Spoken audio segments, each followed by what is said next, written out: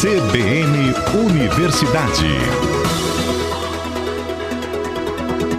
O nome, gente, é bastante sugestivo, tá? Ele foi batizado de Cheiro. É um trocadilho. Adalberto Cordeiro estava apurando aqui as informações iniciais, que a gente vai detalhar a partir de agora, né?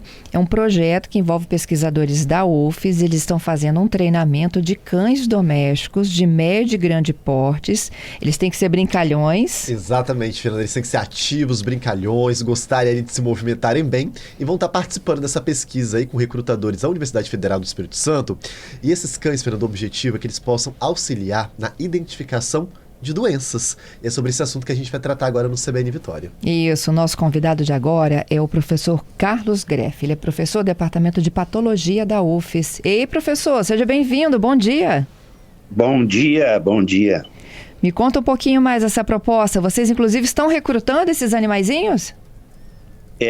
Você sabe que a divulgação aí começou há poucos dias e a gente pode verificar um extraordinário fenômeno dos seres humanos, né? Diante de tantos problemas que a gente tem atualmente, os seres humanos têm um lado muito bom e os cães estão junto desse lado. Então, a gente teve uma resposta extraordinária de pessoas se voluntariando para participar do projeto, de tal forma que até já vou ter que anunciar aqui que nós vamos, nessa primeira etapa de cadastramento, vai até sexta-feira, porque senão nós não vamos dar conta. Nós provavelmente iremos abrir uma outra janela de cadastramento mais adiante, após a instalação dos equipamentos, o início das atividades e um planejamento mais realista de como a gente vai poder trabalhar. Perfeito. Como é que funciona o projeto? E o que vocês já sabem aí dessa relação do cachorro, do cãozinho, com a detecção de doenças de forma precoce, né? Isso. Bom, a gente já sabe que o cão, ele tem uma capacidade olfatória, né, de conseguir cheirar extraordinária. E isso a gente já conhece há muito tempo, né? Os cães ajudam a recuperar pessoas soterradas em terremotos, elas procuram as pessoas no mato, não é? Quando a polícia usa para localizar corpos. Os cães são usados em atividades assim, que eles demonstram muita inteligência, muita sensibilidade, e a aplicação na medicina é relativamente recente, mas já existem vários centros no mundo, inclusive no Brasil. Há um outro centro em Ribeirão Preto que também está trabalhando com isso, e essa é um desenvolvimento extremamente importante, e ele deve ser realizado, vamos dizer assim, localmente, né? Porque os cães não podem ficar viajando para lá e para cá. Então, se realmente funcionar, e funciona, a gente sabe que funciona porque já existem experiências prévias, especialmente com câncer de pulmão, os nossos colaboradores da Nova Zelândia, mostrando que eles são capazes de identificar precocemente o câncer de pulmão com acerto de acima de 90%. Então isso é extraordinário e a gente está começando agora a aproveitar essa habilidade que a gente sabe que existe. É só uma questão de conseguir treinar os cães. Essa é a grande questão. Professor, acima de 90% de acerto? Como? Acima de 90% de acerto, é isso? Acima de 90% de acerto. Tem alguns dados que é até 97%. Então é uma coisa extraordinária. Que lindo, professor. Estou encantada com essa sua proposta. Qualquer animalzinho, qualquer cachorrinho pode participar? Pode ser treinado, não necessariamente participar da iniciativa de vocês, mas pode ser treinado para isso? Ou tem uma raça específica? Não tem raça. Como vocês mesmos já informaram inicialmente aí, normalmente os cães que se eles têm um melhor desempenho e conseguem então desempenhar melhor, são cães de tamanho um pouquinho maior, né? Porque vão ter também um nariz maior, e tendo um nariz maior tem mais receptores. Eles têm que ser brincalhões também, e tem que gostar de comida, porque o treinamento é um treinamento do Pavlov, né, que é aquele treinamento do condicionamento, em que eles vão ganhar uma recompensa, né, que a princípio vai ser comida, pode ser também brinquedos que eles gostem, mas provavelmente nós vamos padronizar com comida, porque é como os nossos colaboradores da Nova Zelândia já fazem, nós vamos utilizar o equipamento deles, então provavelmente vai ser isso. Então não há uma raça que seja exigida. Qualquer cachorro, mesmo sem raça, mesmo os vira-latas, são bem-vindos. Perfeito. Vilmara tem uma pergunta para o senhor, professor. Bom dia, professor. Ok. Eu gostaria de saber como é que vai ser esse processo, assim, depois do treinamento, como é que os cães vão identificar as doenças? É direto nas pessoas ou por intermédio de amostras? Não, tem que ser por amostras, porque os cães precisam estar, para fazer esse trabalho, né, deve passar a ser um trabalho desses cães. Para eles fazerem esse trabalho, eles precisam estar num ambiente controlado, com a temperatura adequada, eles têm que estar sozinhos junto do equipamento que expõe para eles as amostras. Eles têm que estar sozinhos porque os cães são muito... Primeiro, eles se distraem muito fácil, e segundo, se tiver ser humano junto dele, no momento que ele está fazendo a tentativa de detecção, o cão pode ser influenciado, né, por qualquer coisa que ele perceba na pessoa que está ali, especialmente se for o seu tutor. Então é necessário que ele esteja num ambiente controlado. Então, muitas pessoas têm perguntado, a gente tem explicado, olha, o cão não vai andar pelas ruas por aí cheirando as pessoas, eles vão trabalhar em ambiente controlado, as amostras vão ser coletadas, né, em ambulatórios, em postos de saúde, ou mesmo em campanhas. A gente imagina que a gente possa fazer campanhas assim, né, de recolhimento de amostras nas casas das pessoas, para fazer um grande esforço de prevenção de doenças que hoje matam muitas pessoas. E professor, após a identificação por intermédio do cão de que aquela amostra é uma amostra que mostra, né, o risco aí da pessoa ter a doença, é feito uma sequência de exames posteriormente? Sim, exatamente. O que os cães fazem é o que a gente chama de varredura, né? Quer dizer, é um exame inicial, ele não é confirmatório, né?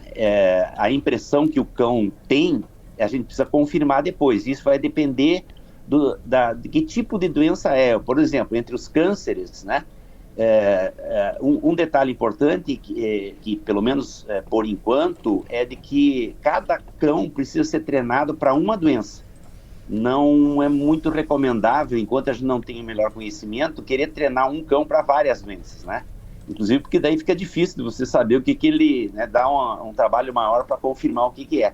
Então, quando o cão identificar uma amostra positiva, para, por exemplo, uma pessoa que coletou o ar expirado, e esse cão foi treinado para detectar câncer de pulmão, a pessoa vai ser encaminhada para o ambulatório ou para o serviço de saúde para fazer um raio-x, para fazer outros exames e poder confirmar, né, fazer biópsia, se realmente ele é portador do câncer de pulmão. Muitas vezes a gente já sabe, os cães detectam muito precocemente. Então, se essas pessoas foram examinadas e no confirmatório não apareceu nada, vai ser muito interessante de que eles sejam acompanhados ao longo do tempo e que possam fazer o diagnóstico precoce, e com isso muitas vidas poderão ser salvas. Imagino. Agora, esse é um ambiente controlado, né, professor? Para ele não sofrer nenhuma interferência externa, como o senhor disse, assim, até mesmo da presença do tutor dele. Isso, tem que estar num ambiente controlado e tem que estar sozinho diante do aparelho que expõe as amostras. E eles têm que, no treinamento, eles se adaptam a essa situação tranquilamente, né? Especialmente os cães mais brincalhões, eles adoram, porque é aquele jogo de ganhar recompensa o equipamento é interessante porque ele é todo automatizado e, inclusive, o cão pode controlar a passagem das amostras. O equipamento é como se fosse um carrossel, né, que contém assim, dezenas de amostras. Uma de cada vez é exposta num anteparo que tem um orifício onde ele pode cheirar. E o próprio cão vai ao lado onde tem uma manivela flexível e ele mesmo aciona o equipamento para mudar a amostra. Ele sabe que mudando a amostra, daqui a pouco ele pode ganhar a recompensa, identificando um positivo. Então tem que ser um ambiente controlado e todo o processamento é automatizado. Uhum. Agora, doutor, olha só, o senhor é patologista, não é? Não, eu sou especialista em doenças infecciosas. Perfeito. A doença tem cheiro? Tem. Vamos falar bem assim no popular, né? Bem para o ouvinte entender. Porque para ele sentir, ele usar o faro dele para sentir alguma coisa, a doença tem cheiro e nós humanos é que não sentimos isso? Exatamente. Olha Nós temos só, 50... Olha só, o ser humano tem 50 vezes menos capacidade olfatória que os cães, né? Os cães têm cerca de 300 milhões de receptores, é uma quantidade enorme. Eles são capazes de detectar uma substância que tenha cheiro, uma colher de sopa, se você joga dentro de uma piscina cheia de água, uma piscina olímpica, os cães são capazes de detectar. Então, não, vamos dizer assim, o que acontece é que se a pessoa... Vamos dar um exemplo mais simples, que é se a pessoa tem uma lesão no pulmão, né? Então, o ar expirado, o ar que vem do pulmão, contém moléculas, né? Que estão soltas no ar e que o cão consegue detectar. Então, quando a pessoa tem o câncer, ela tem moléculas que estão saindo ali, ou porque o câncer está ali, são moléculas do nosso próprio organismo, ou são moléculas do próprio câncer. O que interessa é que o cão vai distinguir que tem algo diferente naquele ar que saiu do pulmão. Então, no caso das amostras para câncer pulmonar, o que a gente coleta é o ar expirado. A pessoa sopra através de um tubo. Dentro do tubo tem um material, uma fibra especial que retém as moléculas que possam estar passando por ali. E depois esse material é congelado até o momento do cão fazer o exame. Ele é descongelado, colocado no carrossel, e o cão vai lá e consegue detectar a presença daquelas moléculas. Professor, e é câncer, tuberculose e esquistosomose? Isto. Nesse primeiro momento, são essas três grupos, né, de doença. Na verdade, a gente já sabe que pode ser aplicado para muitas outras, mas essas são vamos dizer assim, as que têm uma história. Primeiro, porque a esquistossomose é uma doença que o nosso grupo de pesquisa trabalha há 30 anos, né? E a tuberculose, porque nós estamos trabalhando ali no núcleo de doenças infecciosas, do lado de um laboratório que é referência no país para estudo da tuberculose. Então, são todas coisas que favorecem que a gente comece a trabalhar com esquistossomose, tuberculose. E aí a gente pensou assim, se nós vamos montar essa estrutura, se vamos montar uma equipe, né, para fazer treinamento, uma equipe de voluntários com seus cães, por que não já começar a aplicar isso para o câncer? Então fizemos um contato com o Hospital Santa Rita, através do Instituto de Pesquisa Santa Rita, e eles estão junto conosco para poder fazer a coleta de material que vai treinar os cães para detectar câncer, né? Os 5 principais tipos de câncer, né? Que é câncer de pulmão e brônquios, câncer de mama, câncer de próstata, câncer de intestino grosso e câncer de estômago. Perfeito. Professor, tenho perguntas aqui para o senhor. Pode fazer. Vamos lá, Júlia, conversando com os ouvintes, professor Carlos Greife. Isso, professor. No YouTube, a Beatriz perguntou, ela primeiro elogiou, falou que o projeto é o mais lindo, amei, e perguntou se o cão precisa ser adestrado para participar. Não precisa ter nenhum adestramento. E, aliás, ele vai ser, de certa forma, adestrado, né? A nossa equipe tem um dos adestradores top do Brasil, que é o Gustavo Jantorno, que é nosso aqui do Espírito Santo, trabalha aqui no nossa Base Work Dogs, que é a sua empresa de treinamento, é o principal treinador dos cães da Receita Federal do Brasil. Então, o cão não precisa ter nenhum adestramento. Vai ser bom, porque daí ele o próprio tutor vai aprender, né? O adestramento do cão, é importante sempre lembrar, é um adestramento do cão e do tutor, né?